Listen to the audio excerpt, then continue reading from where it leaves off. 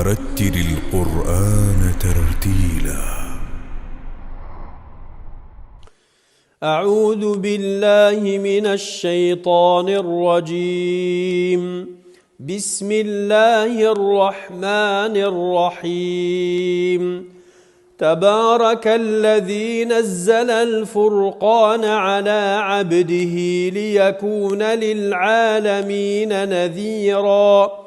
الذي له ملك السماوات والأرض ولم يتخذ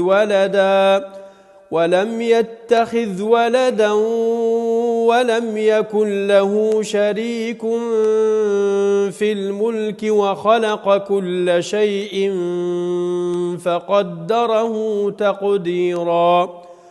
واتخذوا من دونه آلهة لا يخلقون شيئا وهم يخلقون ولا يملكون لأنفسهم ضرا ولا نفعا ولا يملكون موتا ولا حياة ولا نشورا.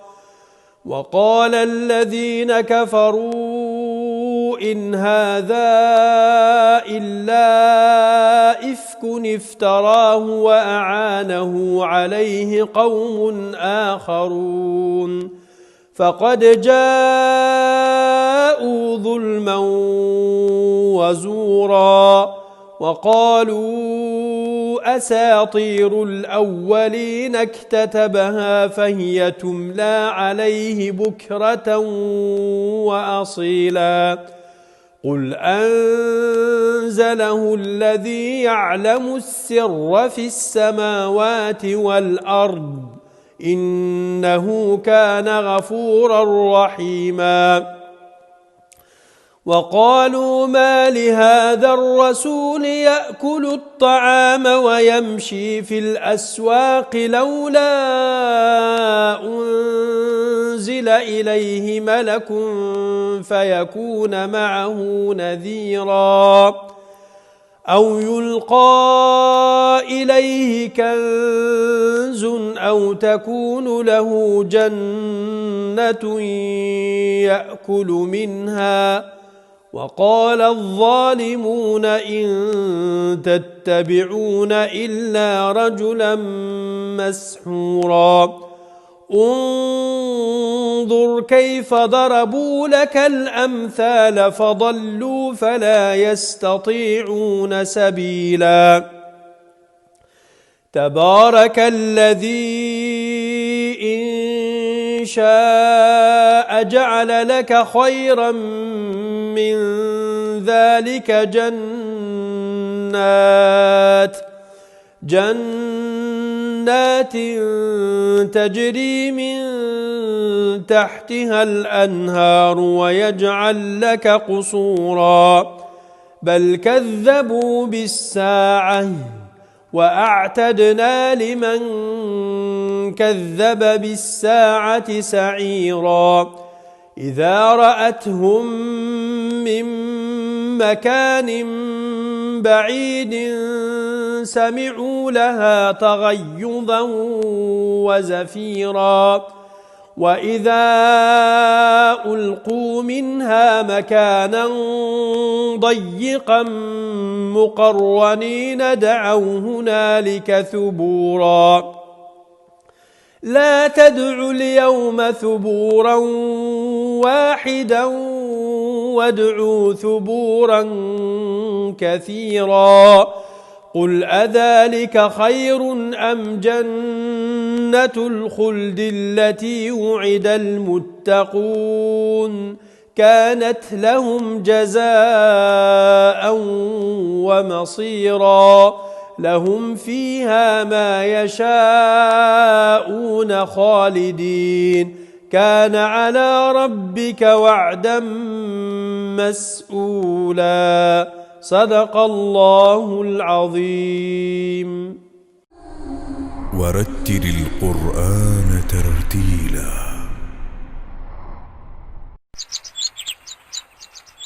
بسم الله الرحمن الرحيم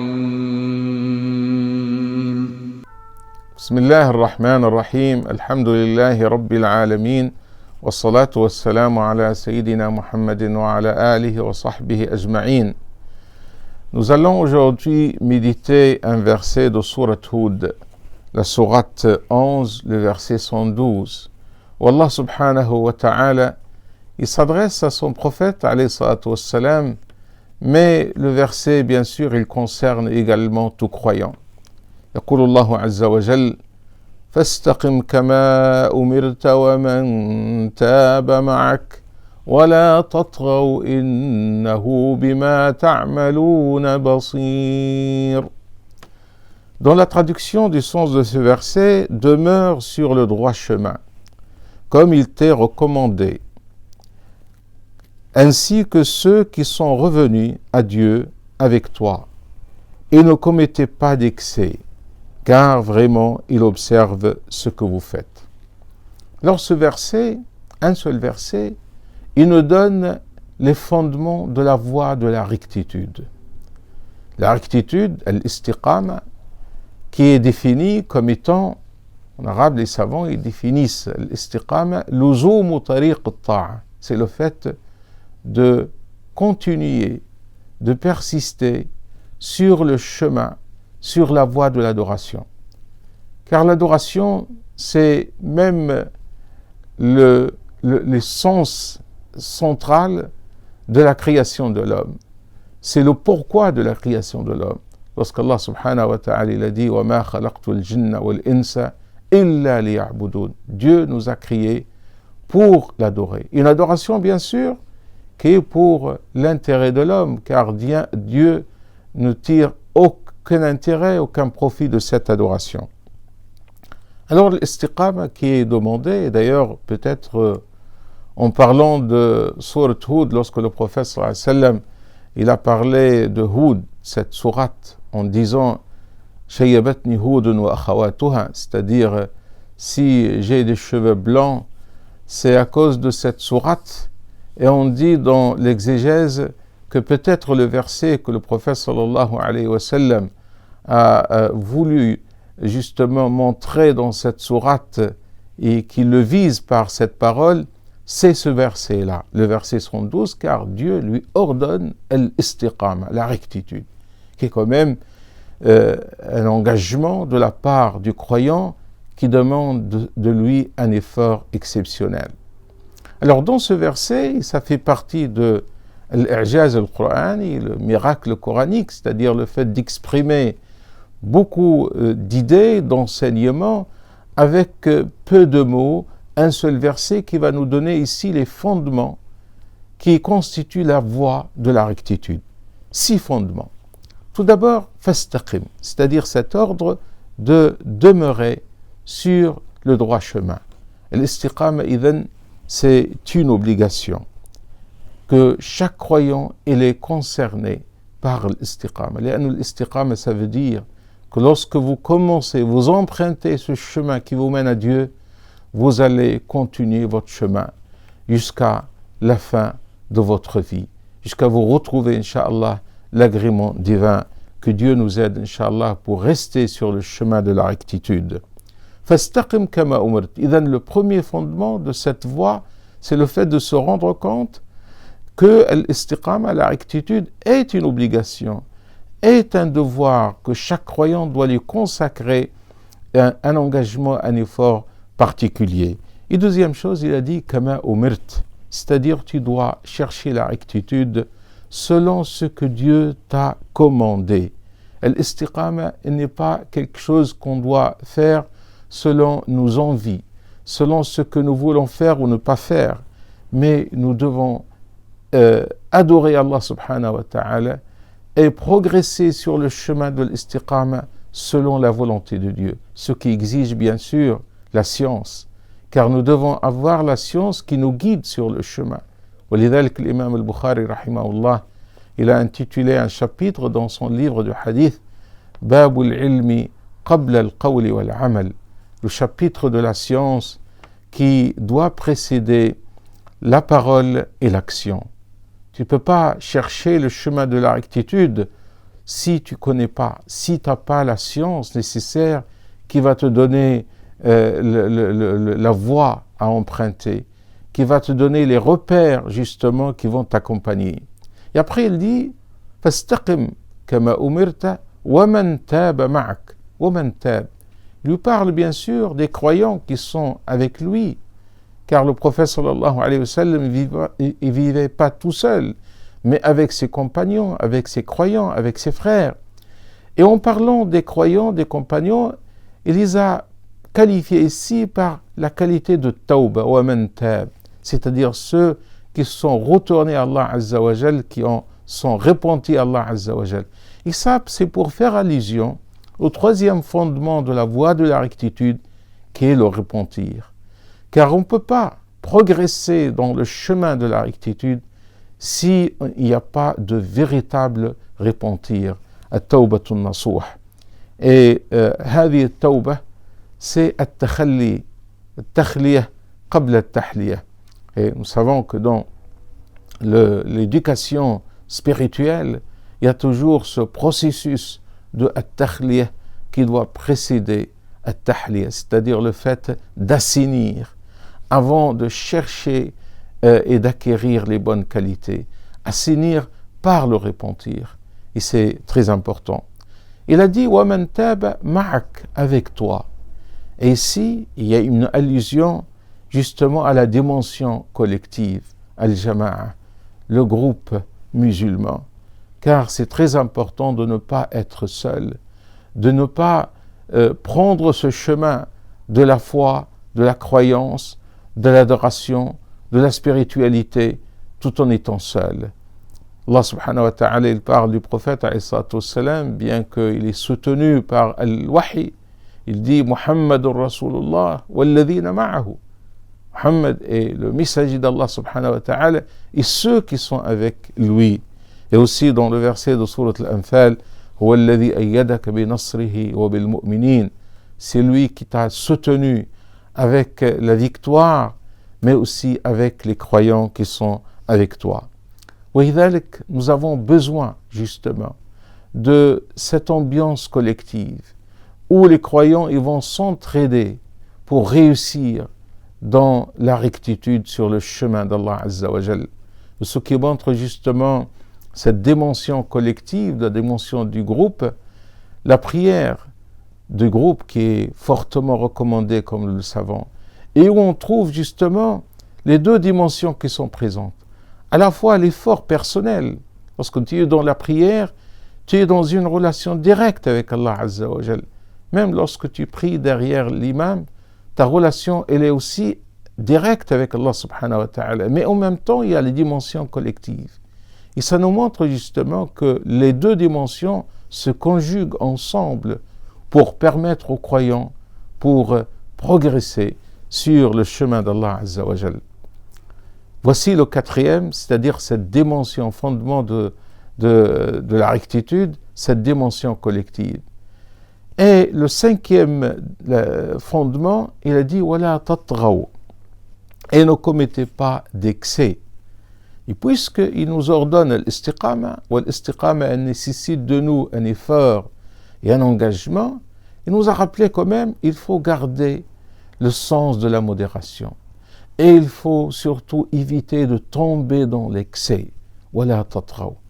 Car l'excès, il peut arriver aussi sur le chemin du bien. Parce que l'excès, il est dans les deux sens. Soit c'est un excès avec une bonne intention en voulant faire plus, et soit un excès malheureusement dans la négligence et dans le laxisme. Et les deux extrêmes sont bien sûr déconseillés. Le chemin de l'islam est toujours un chemin de modération. وَكَذَلِكَ جَعَلْنَاكُمْ أُمَّةً وَسَطًا. Allah subhanahu wa ta'ala, il a qualifié cette umma comme étant une communauté de juste milieu. Et c'est pour cette raison que le prophète sallallahu alayhi wa sallam, lorsqu'il a entendu ces trois compagnons qui sont venus demander par rapport à l'adoration du prophète sallallahu alayhi wa sallam lorsqu'il est chez lui, demander à ses épouses. Et ils ont dit, Rasul sallallahu alayhi wa sallam, bon, il est un humain, certes, il fait un effort dans l'adoration de Dieu, mais il vit sa vie comme étant un humain. كأنهم تقالوها. Ces trois personnes, ces trois compagnons, ils ont dit, peut-être le prophète sallallahu alayhi wa sallam, il a certainement une place auprès d'Allah subhanahu wa ta'ala privilégiée, mais nous, on est des faibles humains et nous voulons faire un peu plus. L'un d'eux, il a dit, je vais jeûner toute l'année, sans interrompre mon jeûne pendant toute l'année. Le deuxième, il a dit, je vais veiller toutes les nuits. Et l'autre, il a dit, je vais quitter mon épouse parce que je veux me consacrer à l'adoration. Et lorsque le prophète sallallahu alayhi wa sallam, il a écouté ses compagnons, il s'est fâché parce qu'il a peur justement que c'est une tendance qui va les amener à l'excès, à l'exagération. Il a dit, Wallahi inni la atqakum lillah. Moi je suis celui qui craint le plus Allah subhanahu wa ta'ala parmi vous. Mais inni asum wa uftar. Je jeûne, mais aussi j'arrête le jeûne d'autres jours. Il parle bien sûr du jeûne surrogatoire. Wa aqumu al-layl wa anam. Je veille la nuit, mais aussi je dors également, je me repose. Wa atazawwaj an-nisa. Et aussi j'ai mes relations avec mon épouse. Faman raghiba an sunnati falaysa minni. Celui qui s'écarte de ma voie, de ma sunna, il n'est pas des nôtres. إذن الاستقامة تحتاج إلى الاعتدال ولذلك النبي صلى الله عليه وسلم كما قالت عائشة كم لدي عائشة قالت كان أحب العمل إليه أدومه وإن قل. La meilleure des actions que le prophète sallallahu alayhi wa sallam préfère, c'est une action qui s'inscrit dans la continuité, même si c'est une action qui n'est pas intense. Et le dernier fondement de la voie de la rectitude, c'est la fin du verset où Allah subhanahu wa ta'ala il dit innahu bima ta'maluna basir, car vraiment il observe ce que vous faites. C'est le fondement de l'ikhlas, car la rectitude c'est quelque chose qui entre vous et Allah subhanahu wa ta'ala, et personne ne peut juger de votre rectitude. Seul Allah subhanahu azza wa jal, innahu bima ta'maluna basir. Alors voici ce verset de Sourate Hud qui nous donne les fondements de la voie de la rectitude. نسأل الله سبحانه وتعالى أن يوفقنا للاستقامة على طريقه. Que Dieu nous guide, Inch'Allah, pour être sur la voie de l'adoration et de la rectitude. Walhamdulillahi Rabbil Alameen. Wassalamu alaykum wa rahmatullahi ta'ala wa barakatuh.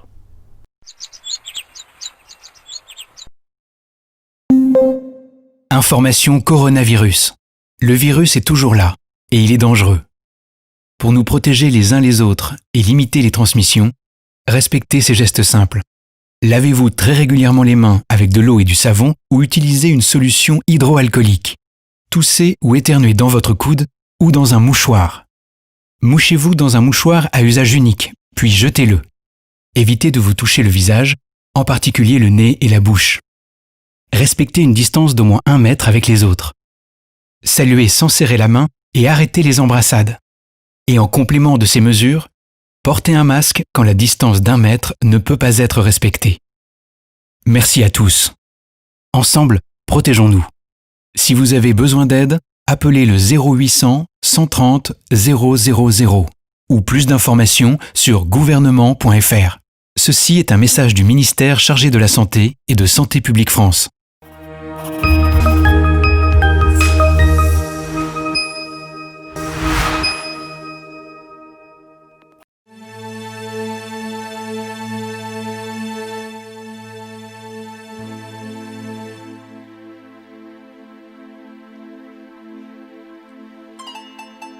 رحل الأحبة والفؤاد مولع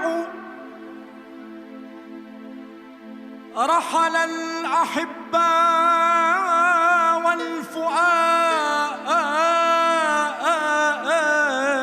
والفؤاد مولع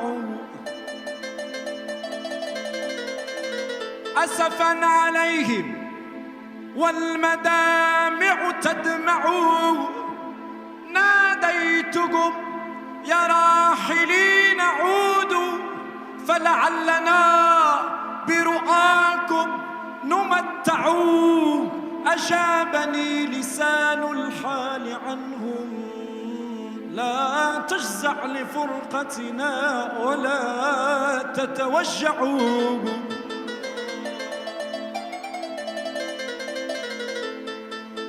لكنكم إن جزتم بقبورنا،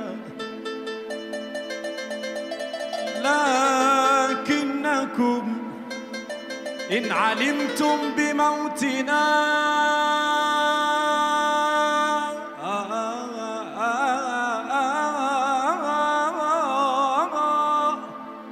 فاهدوا السلام لنا فإنا نسمع، وكذا بياسين فاقرأوا حول قبورنا فبحقها هول المقابر يرفعون.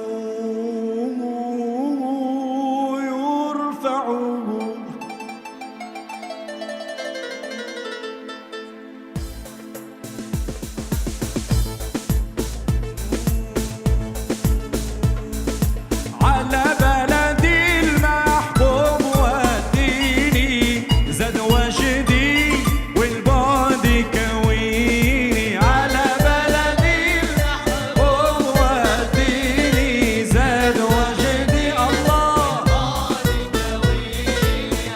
على بلدي المحبوب وديني زاد وجدي والبعد كويني، على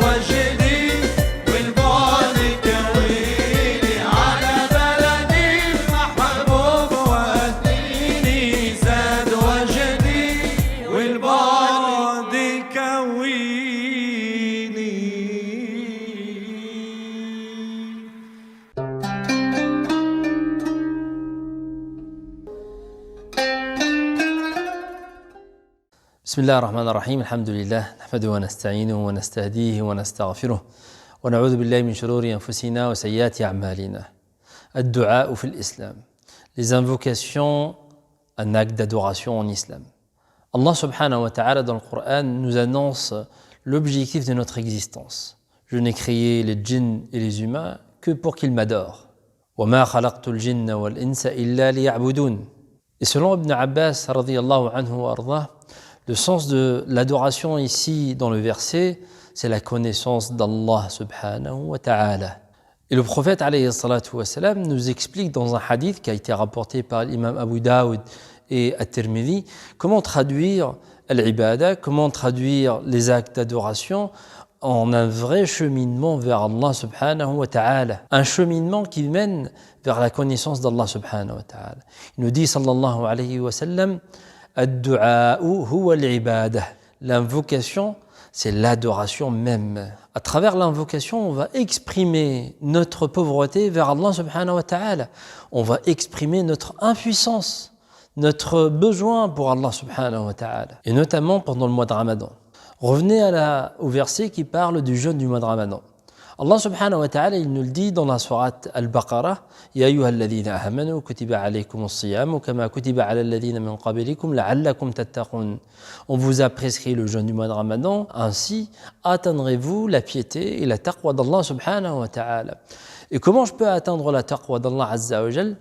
Il y a un moyen, Allah azza wa jal, il nous a donné le jeûne pour atteindre la taqwa d'Allah azza wa jal. Il y a un autre moyen, c'est la récitation du Coran. Il nous le dit Allah subhanahu wa ta'ala dans le même verset, Shahru Ramadan alladhi unzila fihi al-Qur'an. Où Allah subhanahu wa ta'ala, il nous dit dans un autre verset, dans le verset où Allah azza wa jal parle du jeûne du mois de Ramadan, Wa idha sa'alaka ibadi anni fa inni qarib. Allah subhanahu wa ta'ala, il est tout prêt. Il suffit tout simplement de l'invoquer. Chers frères et sœurs, on dit que subhanallah, celui qui toque à une porte, qui frappe une fois, 2 fois, 3 fois, normalement dans la sunna c'est 3 fois. Mais si tu insistes et tu toques, subhanallah, la personne elle va finir par t'ouvrir la porte. C'est la même chose pour Allah subhanahu wa ta'ala. Il faut toquer. Il faut invoquer Allah subhanahu wa ta'ala parce qu'Allah subhanahu wa ta'ala il aime entendre la voix de son serviteur.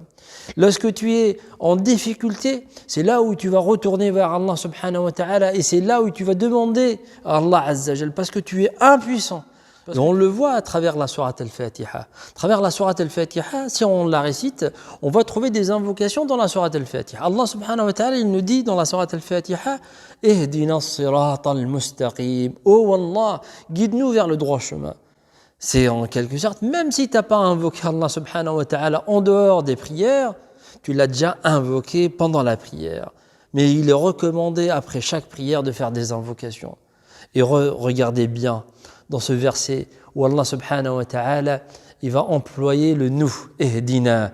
C'est-à-dire lorsque tu fais des invocations, tu dois faire des invocations pour toi, mais aussi pour l'ensemble des musulmans et l'ensemble de l'humanité. Qu'Allah subhanahu wa ta'ala les guide vers le droit chemin. Et nous voyons à cette époque-là, pendant l'épidémie, subhanallah, on est impuissant. Et le seul secours, c'est Allah subhanahu wa ta'ala, c'est Dieu. Allah subhanahu wa ta'ala, il va t'éprouver jour et nuit pour que tu reviennes vers lui. Pendant ta prière, quand tu fais une prière, fais des longues prosternations. Et pendant la prosternation, tu vas dire Subhana Rabbiyal A'la, Subhana Rabbiyal A'la, Subhana Rabbiyal A'la. Et tu vas rajouter d'autres invocations. Tu fais des invocations pour toi-même, fais des invocations pour ta famille, fais des invocations pour l'ensemble de ta communauté musulmane, fais des invocations pour tes parents. N'oublie personne dans tes invocations. Et pourquoi on fait des invocations pour les autres? Pour ne pas être égoïste. Mais le prophète, alayhi salatu wa salam, il nous dit, pour celui qui fait des invocations aussi pour les autres, Allah subhanahu wa ta'ala ou bien le malaïka, ils lui disent « Walaka bil mithl » tu auras, incha'Allah, la même chose. يقول النبي عليه الصلاة والسلام, il nous dit le prophète, alayhi salatu wa salam, que l'un d'entre nous ne dit pas « Ya Rabb, j'ai fait des invocations, Ya Rabbi da'awtu, da'awtu, da'awtu » ثم يترك الدعاء. Et à la fin, et le jour où Allah subhanahu wa ta'ala il va lui exaucer ses invocations, il va lâcher les du'as. Il a invoqué, et à la fin, il a baissé les bras. Ne baisse jamais les bras, parce qu'Allah subhanahu wa ta'ala, il aime entendre la voix de son serviteur. Même lorsqu'on hésite entre deux choses, c'est ce qu'on appelle la prière de l'istikhara, le prophète alayhi salatu wa salam, il nous a appris à faire une prière avec des invocations. Parce que comme on est dans le doute, on ne sait pas choisir entre ça ou bien ça qui est légal et l'autre qui est aussi halal, qui est légal, mais j'ai un doute, je ne sais pas choisir. Je vais faire quoi? Je vais me réfugier vers la prière, vers Allah subhanahu wa ta'ala et faire des invocations et des du'as. Pourquoi? Parce que moi je ne sais pas.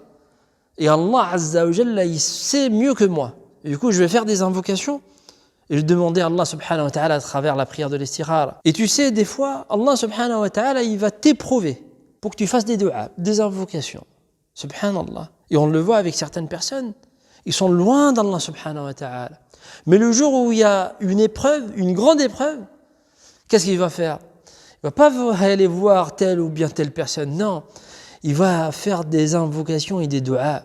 Et subhanallah, parmi les particularités des actes d'adoration en islam, c'est que les invocations, bien le rappel, les invocations, c'est entre toi et Allah subhanahu wa ta'ala, il n'y a pas d'intermédiaire. Alors commencez mes chers frères et sœurs à faire beaucoup d'invocations, à faire beaucoup de du'a. C'est un acte d'adoration qui ne nécessite pas un grand effort. Non, c'est tout simplement des paroles. Mais des paroles, mais il faut que ça vienne du cœur, avec conviction. Et le prophète alayhi salatu wa salam, il nous dit dans le hadith, que lorsque l'un d'entre vous, lorsqu'il fait des invocations, il ne doit pas avoir un doute. Dire, est-ce qu'Allah subhanahu wa ta'ala il va exaucer mes invocations ou pas? Non, tu dois avoir la conviction qu'Allah subhanahu wa ta'ala il va te donner le bien. C'est-à-dire, s'il a exaucé tes invocations, c'est-à-dire c'est un bien, ce que tu as demandé, et si tu as fait des invocations et Allah subhanahu wa ta'ala n'a pas exaucé tes invocations, sache que Allah subhanahu wa ta'ala c'est mieux que toi. Et que peut-être ce que tu as demandé, c'était pas bien. Ou bien même si c'était un bien, Allah azza wa jalla, il veut entendre encore ta voix. Et que Allah subhanahu wa ta'ala, il te réserve une grande récompense le jour du jugement dernier. Lihada ikhwani, c'est pour ça, je vais faire des invocations, dites avec moi Amin. Allahumma ya Rabbi taqabbal minna siyama wal qiyam. Ya Rabbi Amin. Oh Allah, accepte notre jeûne. Oh Allah, accepte nos prières. Oh Allah, facilite-nous les actes d'adoration. ربنا لا تزغ قلوبنا بعد إذ هديتنا وهب لنا من لدنك رحمة إنك أنت الوهاب اللهم بعد عنا الحرام كما بعدت بين المشرق والمغرب.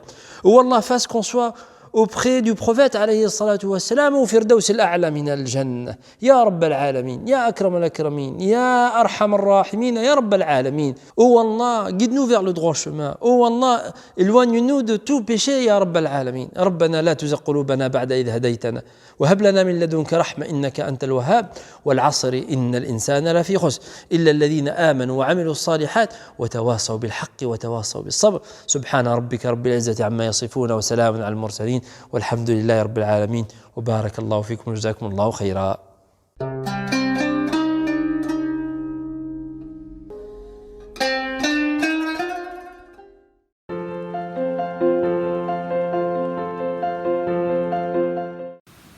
بسم الله الرحمن الرحيم الحمد لله رب العالمين والصلاة والسلام على أشرف الأنبياء والمرسلين سيدنا محمد وعلى آله وصحبه وسلم تسليما سبحانك اللهم لا علم لنا إلا ما علمتنا إنك أنت العليم الحكيم اللهم فقهنا في ديننا ووفقنا للعمل بما علمتنا وزدنا علما وارزقنا الإخلاص في القول والعمل برحمتك يا أرحم الراحمين يا رب العالمين.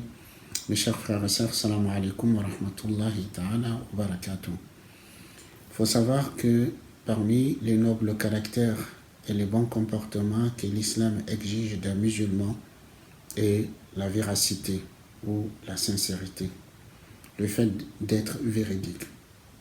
En réalité, la foi, la croyance repose sur la véracité, comme l'hypocrisie repose sur le mensonge. Allah subhanahu wa ta'ala, il nous dit dans le Coran, dans sourate Al-Baqarah, وَمِنَ النَّاسِ مَنْ يَقُولُ آمَنَّا بِاللَّهِ وَبِالْيَوْمِ الْآخِرِ وَمَا هُمْ بِمُؤْمِنِينَ يُخَادِعُونَ اللَّهَ وَالَّذِينَ آمَنُوا وَمَا يَخْدَعُونَ إِلَّا أَنفُسَهُمْ وَمَا يَشْعُرُونَ فِي قُلُوبِهِمْ مَرَضٌ فَزَادَهُمُ اللَّهُ مَرَضًا وَلَهُمْ عَذَابٌ أَلِيمٌ بِمَا كَانُوا يَكْذِبُونَ. Il y a des hommes qui disent nous croyons en Allah aujourd'hui et au jour dernier, ils ne sont pas croyants. Ils cherchent à tromper Allah et les croyants, ils ne font que tromper eux-mêmes, mais ils ne se rendent pas compte. Dans leur cœur, ils ont une maladie et Allah fait accroître leur maladie et ils auront un châtiment douloureux à cause de leurs mensonges. Et aussi, dans Surat al-Munafiqun, les hypocrites disent إِذَا جَاءَكَ الْمُنَافِقُونَ قالوا نشهد إنك لرسول الله والله يعلم إنك لرسول والله يشهد إن المنافقين لكاذبون. Lorsque les hypocrites viennent à toi, ils disent nous témoignons, nous attestons que tu es le messager de Dieu. Et Allah sait que tu es son messager. Et Allah témoigne que les hypocrites sont des menteurs. Donc la foi, la croyance repose sur la véracité et l'hypocrisie repose sur le mensonge. Allah subhanahu wa ta'ala invite les croyants à être des nombres de véridiques. Allah subhanahu wa ta'ala dit Ya ayyuhalladhina amanu taqullah wa kunu ma'as sadiqin. Ô vous les croyants, craignez Allah, soyez des nombres de véridiques. Et le prophète sallallahu alayhi wa sallam nous recommande d'être véridiques. Le prophète il nous dit alaykum bis-sidq fa inna as-sidqa yahdi ila al-birr wa inna al-birra yahdi ila al-jannah wa la yazalu ar-rajulu yasduqu wa yataharra as-sidqa hatta yuktaba 'inda Allahi siddiqan wa iyyakum wal-kadhib fa inna al-kadhiba yahdi ila al-fujur wa inna al-fujura yahdi ila an-nar wa la yazalu ar-rajulu yakdhibu wa yataharra al-kadhiba hatta yuktaba 'inda Allahi kadhaba. Donc le prophète sallallahu alayhi wa sallam il nous dit je vous recommande, je vous incite à la véracité, car la véracité mène à la piété, et la piété conduit au paradis. L'homme ne cessera de dire la vérité et chercher toujours à dire la vérité jusqu'à ce qu'il soit inscrit auprès d'Allah du nombre de véridiques. Et je vous mets en garde contre le mensonge, car le mensonge mène à la perversité, et la perversité mène à l'enfer. L'homme ne cessera de mentir et toujours chercher à mentir jusqu'à ce qu'ils soient inscrits auprès d'Allah du nombre de menteurs. Donc, la véracité mène à la piété et la piété conduit au paradis. Et le mensonge mène à la perversité et la perversité conduit en enfer, que Dieu nous en préserve. Donc, le musulman ou la musulmane doit s'éduquer à être quelqu'un de véridique dans toutes les situations, dans toutes les conditions. Donc, la véracité, c'est la véracité des propos, c'est-à-dire quand on raconte, quand on dit des choses, il faut que ce qu'on dise soit conforme à la réalité. La véracité des actes, donc c'est-à-dire quand on s'engage à faire quelque chose, il faut honorer son engagement, et aussi la véracité de l'intention qu'on traduit souvent par la sincérité, être sincère vis-à-vis d'Allah subhanahu wa ta'ala. Donc, quand on est véridique, on sera reconnu ainsi auprès d'Allah des nombres de véridiques. Et le prophète sallallahu alayhi wa sallam nous recommande de dire la vérité, même si on y voyait notre perte. Le prophète dit, je vous incite à dire la vérité, là où vous pensez que rien ne peut vous sauver que les mensonges, c'est là où vous allez trouver le salut. Et Allah subhanahu wa ta'ala aime les véridiques, qu'Allah fasse que nous soyons du nombre de serviteurs véridiques. Assalamu alaikum wa rahmatullahi wa barakatuh.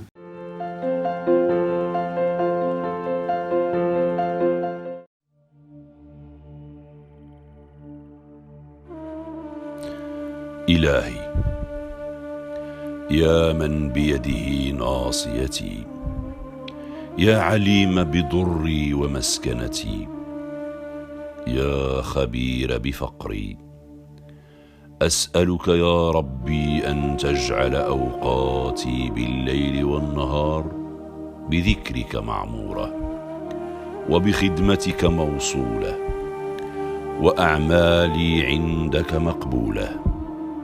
اللهم إن كثرت ذنوبي فاغفرها وإن ظهرت عيوبي فاسترها وإن زادت همومي فأزلها وإن ضلت نفسي طريقها فردها إليك ردا جميلا. اللهم إنا تبنا إليك من كل فرد أذن له المؤذن فسمعنا الله أكبر وكانت الدنيا أكبر في صدورنا منك يا الله. اللهم إنا تبنا إليك من كل معصية اقترفناها ولم تكن طاعتك في قلوبنا أكبر. اللهم أرزقنا صبر الشاكرين وتقوى المخلصين ويقين العابدين ورضا المتوكلين. أسألك ربي أن لا تذيقني بأهلي وأولادي وكل من أحب أي مكروه واحفظهم لي ولا تريني فيهم بأسا يبكيني، فإني استودعتك إياهم يا من لا تضيع عنده الودائع يا الله. اللهم جمل لنا مستقبلنا واجعله أجمل مما ظننا وتخيلنا ودعونا. اللهم إني أسألك حسن الصيام وحسن الختام، ولا تجعلنا من الخاسرين في رمضان. اللهم اجعلنا ممن تدركهم الرحمة ثم المغفرة ثم العتق من النار. اللهم اجعلنا من الذين يضعون قدمهم عند باب الجنة ويدخلونها بسلام آمنين. رب اغفر وارحم واعفو وتكرم إنك أنت الأعز الأكرم. وصل اللهم على سيدنا محمد وعلى آله وصحبه وسلم.